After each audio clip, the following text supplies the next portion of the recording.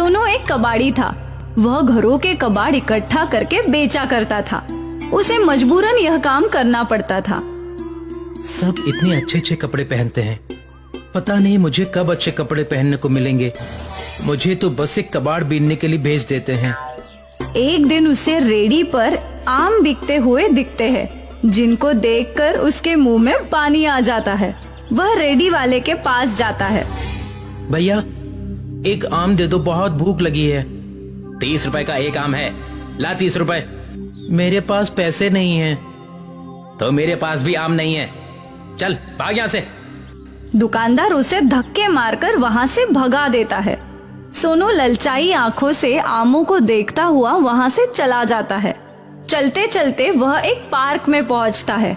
वहाँ पर प्रकाश और अनिल नाम के 2 लड़के आम खा रहे होते हैं। हाँ भाई, यार देख मेरे पापा इतना अच्छा आम लेकर आए हैं। अरे वाह, आम तो देखने में बहुत ही अच्छा लग रहा है। चल जल्दी से निकाल और खाते हैं। ये कोई आम नहीं है, बहुत खास आम है। महंगा भी बहुत होगा। बहुत महंगा है, मेरे पापा ने बाहर से मंगाया है। मुझे आमों का बहुत शौक है ना, इसलिए। आम खाना तो मुझे भी बहुत अच्छा लगता है। अब और सब्र नहीं हो रहा, जल्दी से आम निकाल, खाते हैं। अनिल और प्रकाश आम को खा रहे होते हैं, तभी वहाँ सोनू पहुँच जाता है और उन्हें आम खाते देख अपने होठों पर जीभ फिराता है। अरे इस कबाड़ी को देख, हमें आम खाते देखकर कैसे ललचा रहा है। क्या फटी हुई आंखों से देख रहा है? क्या कभी आम नहीं देखा? खाना है क्या आम? सोनू हाँ में गर्दन हिला देता है। वो उसकी तरफ आम बढ़ाते हैं। जैसे ही सोनू आगे बढ़ता है, वह आम को पीछे खींच लेते हैं और सोनू आम को पकड़ने के लालच में मुंह के बल गिर जाता है। आया बड़ा आम खाने वाला, औकात है तेरी? औकात तो गुठली के लायक भी नहीं है। कितना महंगा आम है, इसकी तो खुशबू लेना भी महंगा पड़ सकता है तेरे को। प्रकाश और अनिल उस पर हंसते हैं। सोनू वहाँ से मायूस होकर निकल जाता है और कंधे पर अपनी कबाड़ की थैली लटकाकर चल देता है।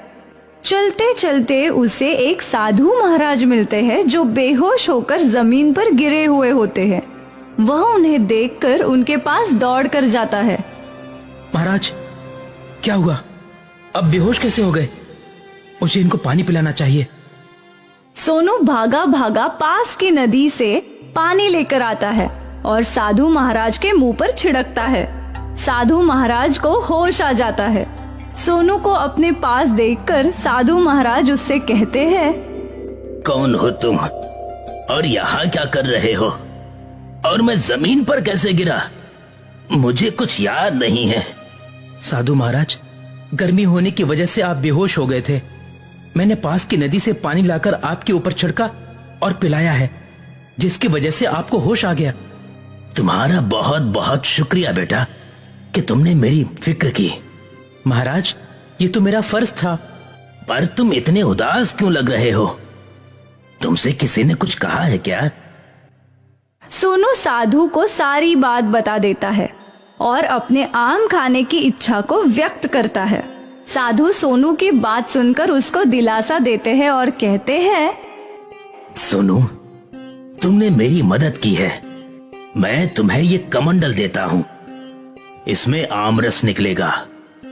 उसको जितनी बार तुम उल्टोगे उतनी बार आमरस निकलेगा। अब तुम जितनी बार चाहो और जितना चाहो आमरस पी सकते हो। साधु सोनू को कमंडल देता है। कमंडल पाकर सोनू बहुत खुश होता है और जी भर के आमरस पीता है। अपने साथ साथ वह और गरीब लड़कों को भी आमरस पिलाता है, जो आमरस पीने में असमर्थ थे।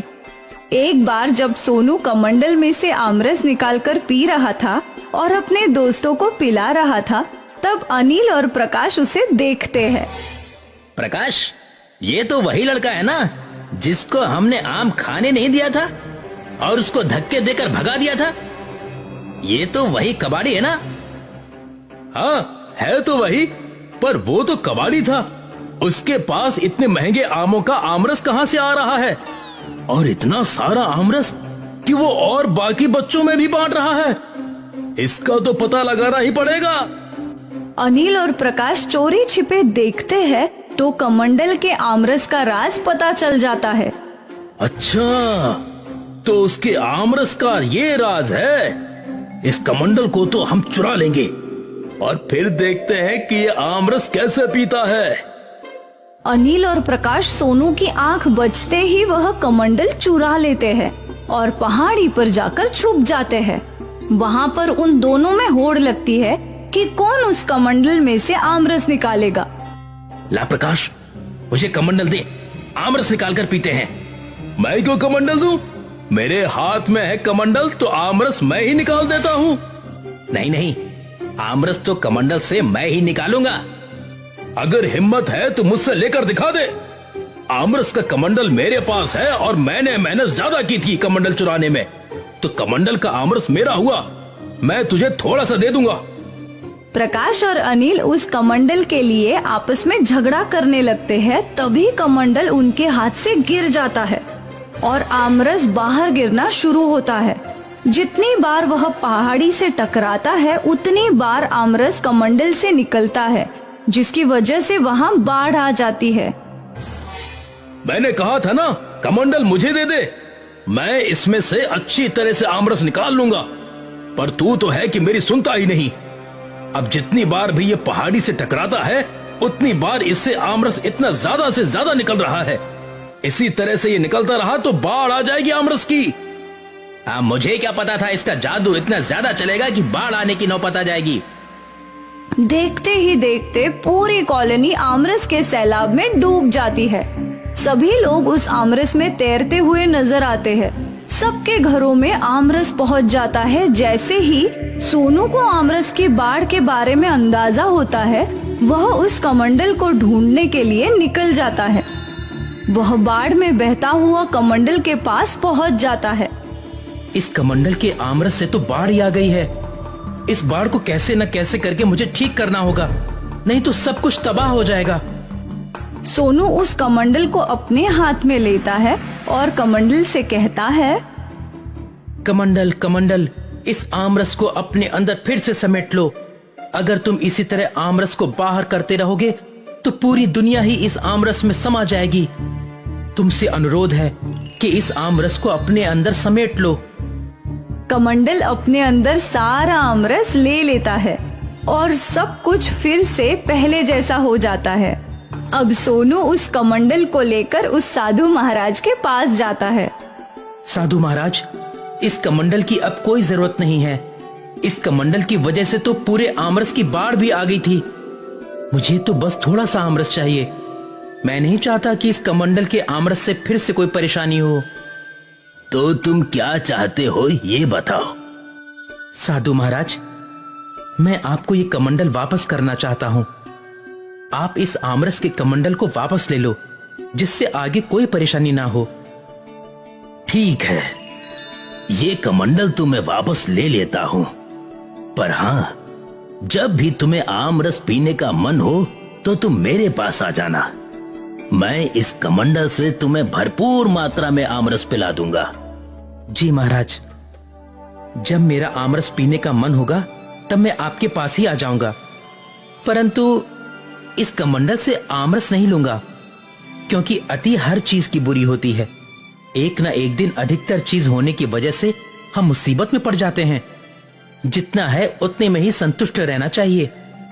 तुमने बिल्कुल सही कहा। लालच बहुत बुरी चीज होती है। लालच में आकर ही अनिल और प्रकाश ने ये कमंडल चुराया, जिससे मुसीबत खड़ी हो गई।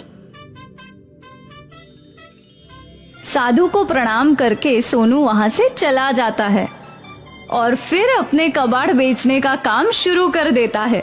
अब उसको किसी भी चीज को खाने का मन होता है तो वह साधु महाराज के पास चला जाता था।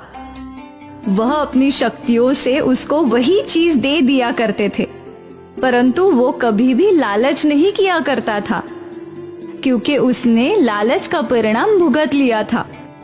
वही अनिल और प्रकाश को भी सबक मिल जाता है। वह अब किसी गरीब को परेशान नहीं करते हैं और कभी लालच नहीं करते हैं। रत्नागिरी के छोटे से गांव में शंभू रहता था। वैसे तो शंभू एक मामूली इंसान था जो एक ढाबे में काम करता था, पर उसके पास उसकी एक छोटी जमीन थी जहां उसने सालों पहले आम के पेड़ लगाए थे। देख रही हो मीनाक्षी, मेरे आम के पेड़ कितने बड़े हो गए। पर अब तक इन पेड़ों पर आम क्यों नहीं लगे? बहुत जल्दी लगेंगे और फिर हमारी जिंदगी बदल जाएगी। उम्मीद है ये सब बहुत जल्दी से हो।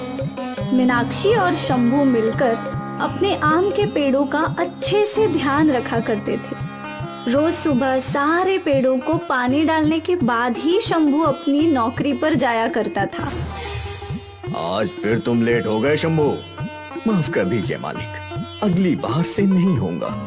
वो मेरे एक पेड़ में कीड़े लग गए थे तो उसमें मैं दवाई डाल रहा था। ठीक है, इतने सालों से तू इन पेड़ों का ख्याल रख रहा है, भगवान ही जाने उसमें फसल कब आएगी। आएगी मालिक, जरूर आएगी। उसी दिन शंभू को अपनी पगार मिली 10,000 रुपए। वो सारे पैसे लेकर बगल वाली दुकान पर गया। ये लो भाई, आपके 500 रुपए जो मैंने पिछले हफ्ते लिए थे। बहुत बहुत धन्यवाद। यहाँ से वो किराने की दुकान पर गया। आ गए भाई, मैं सोच ही रहा था कि अब तक तुम क्यों नहीं आए। खैर, आपके घर का सारा राशन मैंने पहले ही बांध दिया है। बहुत अच्छा किया। कितना हिसाब हुआ है भाई? 2040 रुपए। ये लो। फिर शंभू दूध वाले के पास गया। ये लो भाई, तुम्हारे 1000 रुपए। अब बकाया खत्म, नया हिसाब शुरू। हाँ ठीक है। सबका हिसाब दे दाकर जब वो घर पहुंचा, आप भी का इंतजार कर रही थी। पगार मिल गई लगता है। यहाँ रख दीजिए सारा राशन। मिल गई और 3